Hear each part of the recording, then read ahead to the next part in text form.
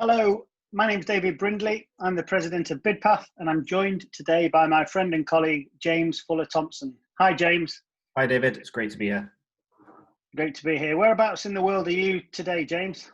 I'm currently in London throughout the lockdown, but I predominantly spend my time in California working with our US office. Excellent. Oh, great stuff. Well, I'm sorry we can't be together in person at the conference. But next year we will be for sure. So thank you to everybody for tuning in to watch this session today on how to make the most of your auction data. So some of you may remember James and I wrote an article on the boiling frog phenomenon, the creeping changes taking place within the auction industry. And we circulated that a few months ago now, and it got a lot of interest. And we were delighted to be asked by the NAA to hold and be part of a panel session on the article. So James, I guess the boiling frog phenomenon, can you just give everybody a brief insight to how it came about, what it means, just a little bit of an insight for those that haven't read it into the article? Yeah, absolutely. Thank you, David. It really came about from, I guess, our own experiences. We both have experience working within auction marketplace platforms and have been within the industry for a number of years now, and have seen the changes of how auctioneers were previously running live auctions, and then they moved online with auction marketplace platforms. And as these marketplace platforms grew, sort of the balance between the platform and the auctioneer changed ever so slightly. And what we're starting to see, or have started to already see, and seeing even more now, is sort of the changes of those platforms and how they've become more powerful, and how their business is changing in light of receiving outside money or venture capital money, and the aggressive growth that they're trying to pursue. So auctioneers' brand is becoming a lot smaller on their websites. I think you saw yourselves and experienced yourselves some of the rising prices of those platforms, meaning auctioneers' margins are being squeezed, and really just how sort of the auctioneer themselves are becoming a bit of a commodity on these platforms and a little indiscernible from anywhere else, and it's making auctioneers harder to distinguish themselves, which means they have to just compete on price, which of course lowers their margins and sort of changes their businesses quite fundamentally. Yeah, and listen, I guess, like you say, James, because of both of our backgrounds within the auction industry, we're involved within an auction business now, and obviously our passion for the auction industry and to sort of perpetuate the industry really led us to putting all those thoughts down onto paper, being part of that panel discussion, and obviously being here today to get into part two, if you will, in terms of the data aspect of what we wrote in that article. So as you can see there, the Boiling Frog article is available on auctionchats.com. It's also available on Medium and via both of our LinkedIn profiles. And we're more than happy to discuss that with any individual auctioneer and anybody at any time. So, okay, great stuff.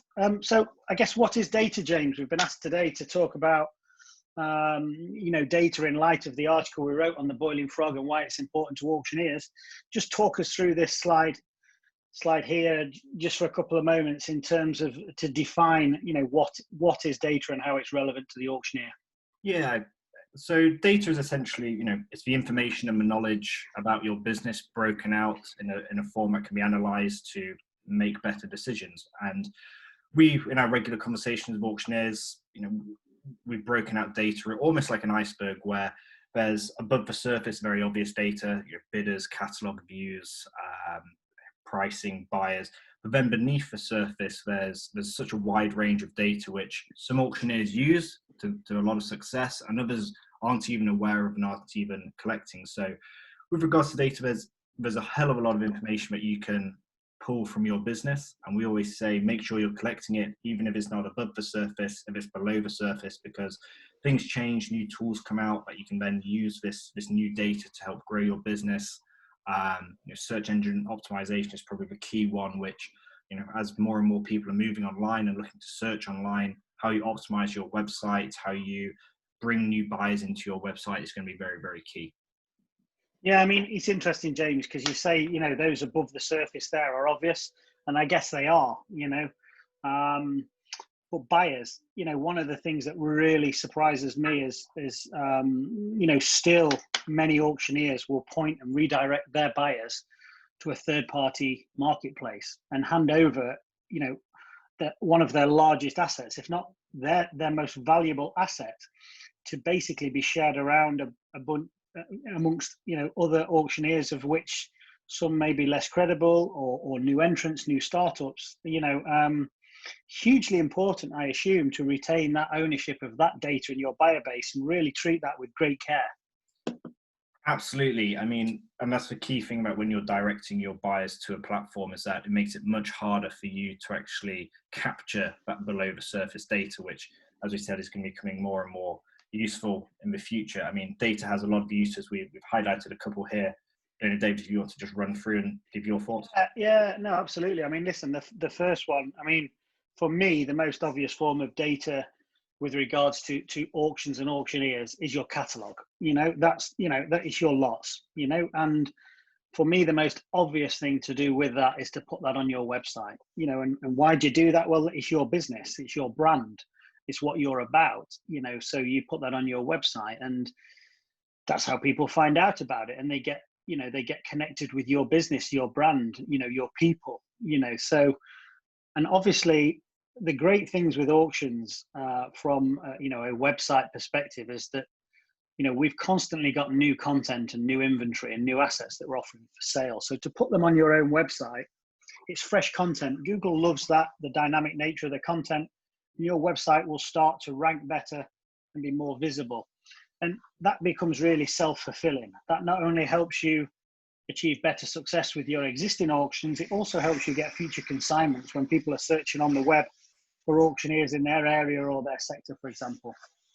We've touched on the exclusive ownership of buyers, but also a great benefit of embracing and harnessing data is you can make some really informed decisions upon your marketing spend. So we'll come to it later. There's many different ways to market and promote your auctions now, both through traditional means, but obviously increasing digital marketing options. And the great thing around data is you can look at the results, what performed, what didn't perform, what you'll use in your next auction, what you'll drop from your next auction, to really make sure that your marketing spend is optimized to the most effect. And I guess all of those things lead to improved auction results. So that's the big benefit of data. It means your auction can deliver and exceed expectations for yourself, but most importantly for your client. And James, I guess this last one here, probably one that you can cover, is, data can be used to help find new buyers and sellers. Can you just tell us a little bit more about that? Yeah, I guess first and foremost, I think it's probably useful to touch in just how to collect that data in the first place. And, there's a lot of different ways to do this, ranging from the very, very basic up to the more advanced. And we always say to a lot of auctioneers that we work with, there are certain things to prioritize. There are certain things that if you have the time and you have the resources that you should be trying to do. But that's a very basic, is outlined here, but probably the primary one is sort of a platform bidder export. Make sure that you have your customers in your own database. It gives you not only a lot of protection for your business, but also helps you then build that relationship with your buyers. If you want to go a little bit more, James, just on that point, if your platform isn't allowing you to export those bidders, there's a warning sign there. There's a flag there, surely. You know why they're not allowing you to do that? Because it's your auction, your buyers, your terms and conditions. Absolutely, it's your terms and conditions. When the auction platform, I think they want to hold on to those buyers, but you have a contractual agreement with the bidder. Therefore, you have a contractual agreement to have their data. Sure. And if the platform isn't giving them access to you, I would very much question them on why, because they are your buyers. If the auction marketplace is saying that they're buyers, then it's a whole new legal element around the auction marketplace having to fulfill the transaction and to mediate the marketplace in a whole different way, which they're not doing currently. So they are your buyers, and make sure that you get them out. Excellent. I guess just in that middle column there, underbidder reports. I mean, listen, it's something that we're very familiar with our clients and have been for some time, but it quite often gets overlooked. Just touch on, how you see and where you see the value in an underbidder report. Yeah, and again, it goes back to, your online bidding provider should frankly give you that information, and they should make that report available to you. Again, it's data on your auction with your buyers. But the most valuable thing about an underbidder report, really there's two ways. First and foremost, if a buyer ever backs out of a transaction for any reason, let's say they're just a bad apple, or they phoned you up, they accidentally bid on the wrong item, to have that underbidder information where you can easily contact them and say, are you still interested in the price that you bid, can potentially save a sale at the end of the day. But also, if you are a buyer, if you're an auctioneer where you're selling regular types of inventory, so you're a heavy equipment auctioneer, or you're an agri auctioneer, or you're a firearms auctioneer, to know who the underbidders were, you can then remarket to those bidders. You can then say to those bidders, I'm sorry that you missed out on this item at this auction, but hey, next week, next month, we've got similar items coming up. Very makes sense. Targeted buyers at that point in time. They've already expressed an interest in at a qualifying price. So why wouldn't you let them know about other items that they can buy from you in the future? No, that makes a lot of sense. And I guess in the advanced one, I know we've touched on this before, but having your own online platform really does enable you to basically extract and utilize, manipulate that data and present that data in whatever form you want. So from everything from designing the look and the feel of your catalog to how you want it, to the buyer sign-up process and what information you capture from a buyer, right the way through to sort of post the auction, collecting all that data, which you're free to do so, because obviously with your own platform, you're simply buying technology, and all of that data that resides in it is exclusively yours. So, okay, many ways to collect data. We've touched on a few there. We're happy to explore the other ones with anybody and take any questions on those during the Q&A.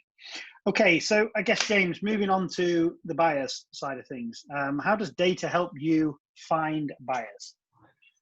I think it's very worth, it definitely does. I think the key thing about data is, if we look back at our own experiences before the internet, or when we were conducting marketing for our auctions before, we were always asking buyers, how did you find us? What publication did you find us? And then you intuitively use that knowledge to decide whether to continue advertising or not, or at least you should be. Sure. Now, with online marketing, it's exactly the same, but rather than necessarily asking buyers, which of course you can do if you have a flexible sign-up process or you conduct surveys after an auction, but again, with then conversion tracking and using data from Google Analytics or your platform tracking, you can then use the data to identify which online methods are best for your business. So online publications, the great thing about them is, of course, they're targeted to an audience. Google Ads, what's great about that is you can actually find buyers while they're searching for items, what you're looking for. And what you can actually do with Google Ads is really then filter that down by a radius. So if you're selling items where it's probably not going to ship around the world or even across the country or even about a certain distance, you want to put a location sort of radius on there. And the great thing about Google Ads and social media ads is that there's never a minimum spend and you only ever pay per click. So unlike other online publications, you're only ever paying when you get success or traffic to your website. Social media, again, we all know and use Facebook now. What's great about Facebook marketing is that you can then target buyers very specifically based on their interests. So if I am selling baseball cards, I can find buyers who are interested in baseball cards, include images and videos. So multimedia is always a great way to draw people in. And what's great about Facebook is you can also adjust those adverts on the fly. So you can target those adverts how you want it to. So yeah, I think on Facebook, James, just to jump in there, I guess that's probably, certainly in our experience, across the world with our clients that run their own systems, where we've had some great results from Facebook for a fairly nominal spend and a nominal sum, and a lot of very good ROI on that. So no, I completely echo. I guess just, on the own website and database, investing in your own brand, your own business has surely got to be the way to go, to draw buyers through your own website. Absolutely. And I think the key thing around having your own website and your own database is that the cost to remarket to your own buyers is exponentially cheaper than it is to find new ones. I can't remember what the exact stat is, but I believe it's to maintain a buyer, to find a new buyer is 6 times more expensive than it is to retain one. So you really should be retaining your buyers. You go out there, you have your campaign to find new buyers, and then it's how do you harvest those buyers that you've got and extract more value from them. So your own website, have, again, the email sign up on there. As David said, put your catalogs on your own website, drive your buyers to your own website, focus on increasing your SEO. Again, catalogs is the best way to do that. Email marketing, so send out regular emails to your database of buyers. If you want to segment that by, buyers who are interested in certain items but not others, then you can do. And again, social media. So if you're running social media ads, try and drive them to like you or follow you on social media. The beauty about that is then when you next have something to sell, you're just putting it out there. It doesn't cost them to put it out there, and they're coming through and they're potentially converting. So, all of these other marketing channels are incredibly effective for finding buyers, but then you should be trying to retain those buyers and then extracting value from them in the future. And like you said, David, that's where the auctioneers that we see who have the most success, they invest in their own website, but more importantly, they have their own base of unique buyers. And I think we'll jump onto in a minute. Actually, your own unique database of buyers and your own SEO and your own website helps massively finding sellers as well. Yeah. No, absolutely. So listen, I guess data, it's quite often talked about within the auction industry that buyers become sellers, and there's a lot of truth. Certainly, we've experienced that firsthand with a lot of our clients. So just let's move on to the sellers then, James. I guess data, we've put it across 3 areas here in terms of data can be used to attract, educate, and convert. So just take me through that journey, if you will, left to right, in terms of that process around how this data benefits us to help find our future consigners. Yeah, I think it's adopting and engaging the premise that to find new sellers now, the first place everywhere looks is online. If you have something to sell, the majority of buyers, especially as generations get older, the younger seller is always going to be looking online on Google first. So it's how do you make yourself more visible to the first point? So how do you first of all get them to your website? So again, social media, Google SEO, but your own past buyers, we always say your buyers become your sellers. It's incredibly valuable. So if someone's bought a classic car from you, maybe they're wanting to sell the other classic car in their garage to make room, for instance. So having a good way of contacting your own database, but also performing some marketing to then drive people to your website, where you can then educate them about your business and what it's like to sell with your business. The auction industry is growing. It is becoming more challenging to find sellers, especially with some of the larger platforms out there. But the benefit for you as a unique auctioneer is that you have a lot of knowledge and you can be very hands-on and educate your buyers in a way that a larger marketplace platform can't. And if I'm a new seller, for instance, maybe I'm nervous about the sales process. So having it clearly displayed on your website that this is the sales process, this is what it's like to work with you as a business, here's your unique database of buyers, perhaps here's some past sales results. So if I have a unique item that I want to sell, the knowledge of knowing that the auctioneer I'm potentially consigning with has sold similar items in the past, that's going to fill me with a lot of confidence to consign with them. So it's all about educating. Think of yourself as the auctioneer, you should think of yourself as a first-time seller and what information they're going to need to feel comfortable selling with you. And once you've given them that confidence through education, it's then all about how do you get them to convert into a seller. And that can be through a form on your website. Maybe you just have an email address. Maybe they call you directly, or maybe they just visit you in person. So then you're collecting the data of that seller. And of course, some tools that you can use are things like a CRM.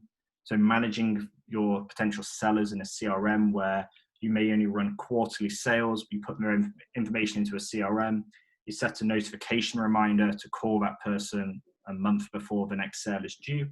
And then also, e-sign contracts or a unique seller mailing list, all ways to continually engage and make it easier for sellers to work with you.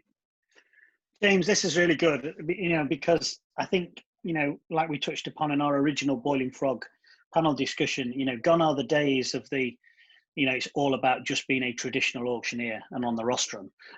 Gone are the days where a vendor, a consignor has got something to sell and they just go to their regional local auctioneer. Like you say, there's more competition now. There's more new startups in the space, and that will continue. And there's more options, outside of auction, and obviously a lot of auctioneers we see are moving into some of those spaces with whether it be buy now, make offer. You've got to continue to evolve. And I guess what you've just talked us through here is exactly the same, telling that story on your website, showing you're progressing as a business, giving them an insight into how you go about your work, meeting your team and seeing your team, seeing your experience, seeing some of your past jobs. It's no longer the case that you're just going to wait and the items are going to turn up to your yard and then you're going to list them on a marketplace and then you're just going to keep doing that. The world is changing, at a great pace, particularly around data, as we're talking about today. Okay, so let's just, I guess, that's brilliant. Let's just kind of move on now in terms of just a way to summarize what we've just covered before we get into some Q&A with the attendees at this year's virtual conference and show. I guess your quote, James, I can't take praise for your work. So over to you. It's just, your data is an asset. Auctioneers should always remember it's an asset. Make sure you own it, make it work for you and your auction business. But always remember it's an asset, and like with an asset, if you're not using it, you don't just let someone take it for free. Make sure you retain it, keep that value within your own business, even if it's not apparently, useful or valuable today. In a year's time, 2 years' time, it will be. And that's how you grow your business. And always a basis of you try and copy what the best in the industry are doing. If you look at the leaders in the industry, whether it be a Ritchie Brothers or a Sotheby's or a Christie's, they typically have their own platform. They typically own their own data, and then they utilize that data to grow their business. No, it's great. I love it, James. It is an asset, and it will continue to be, as you say, an increasing asset to the business going forward to make informed decisions. It will even help you dictate the future direction of your auction business and whether you continue operating in certain verticals or whether you move and shift to other verticals, or whether you change the method of auctioneering, how you evolve your website, how you evolve your resource within your business. It's huge in terms of the impact that data can have on your business harnessed in the correct way. Okay, well, that brings us to a conclusion, I guess. Thank you from me. James, thank you from you. Here's our contact information. You can find us on LinkedIn. You've got our email addresses there. Obviously, our information is within our Bidpath page within the virtual conference and show. And we very much look forward to any questions during the Q&A, and are happy to connect with any NAA member offline. So thanks for your time. Thank you, James. Thank you, and thank you to everyone at the NAA. All the best. Bye-bye.